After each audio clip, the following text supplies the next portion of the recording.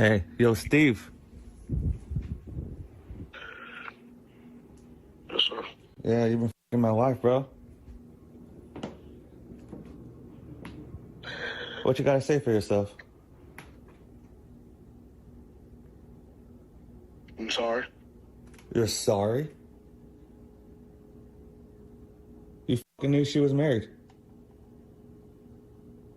You're not a fucking idiot, man. You're fucking Steve Smith Sr.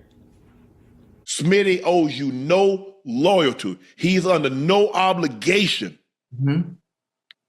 Now he's going to have to deal with the issue at home, his own situation. But this I don't know the gentleman's name. That's a situation you got to handle with your wife. She has the loyalty clause. She's the one that has an obligation to you. You. This has been a very, very interesting offseason for the Baltimore Ravens for all the wrong reasons. First, we had, and we still have, allegation after allegation against the kicker, Justin Tucker, doing his best Deshaun Watson impersonation. Then right after that, we had an offensive lineman get caught for a DUI.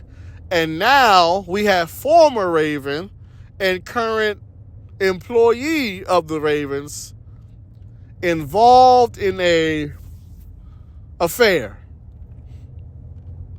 And I got to tell you, we're going to address this from multiple angles. The first angle is this is going to cost Steve Smith a whole lot, potentially. Because I don't know if you guys know this or not, but Steve Smith is a married man. Been married for a long time, has 4 kids, has a reputation, is plugged in and loved in the Baltimore organization. All of that potentially could be gone. The wife could file for divorce, and a lot of that money would be gone, not to mention his wife gone, his reputation gone, because of who this person is. His welcome with the Baltimore Ravens could be done away with. And all the perks and benefits of being plugged in and tied in with the organization, all that goes away. Also, we've seen where man has an affair, gets caught. Not only does the wife leave and the wife have an issue with him, but we've also seen where kids stop talking to their father because of he cheating on the mother. So truth be told, there's a whole lot at stake for Steve Smith. And without a shadow of a doubt, it wasn't worth it at all because of what he could potentially lose. That's one side of it. The other side is this, and I've talked about this before in the past, but I'm going to touch on it again. Because we've seen different people, including Shannon Sharp and Ocho Cinco with Nightcap, and a lot of other people say things like, if your woman cheats on you, don't go to the man because the man don't owe you anything. Go to the woman. And that's true but untrue. And let me explain to you why. In today's time, we hear so many men and women complaining about the quality of the men and the women out here. Complaining about loyalty and faithfulness and devotion and keep honoring your vows and being trustworthy. We hear all that. But we, for whatever reason, we seem to not understand that a lot of that has to do with us and the contract that we have with one another.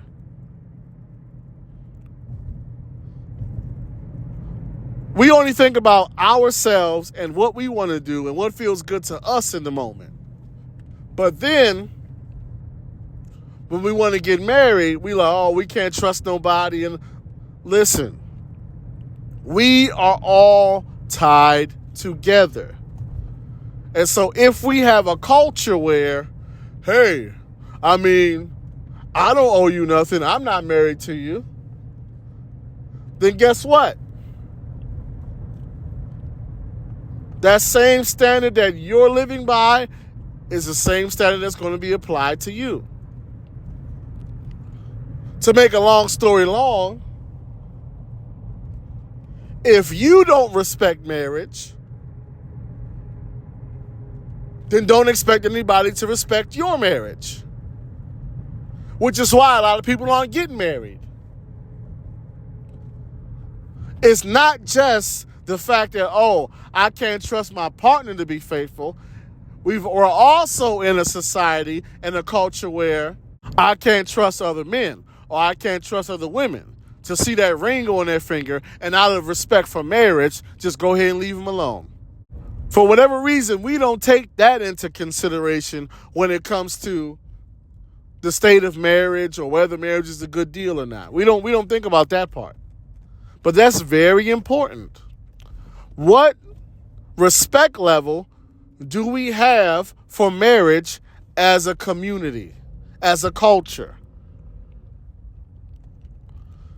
Because if the majority of us don't respect marriage and we'll deal with somebody who is married, we're just as big of a part of the problem, as we like to point out, as everybody else.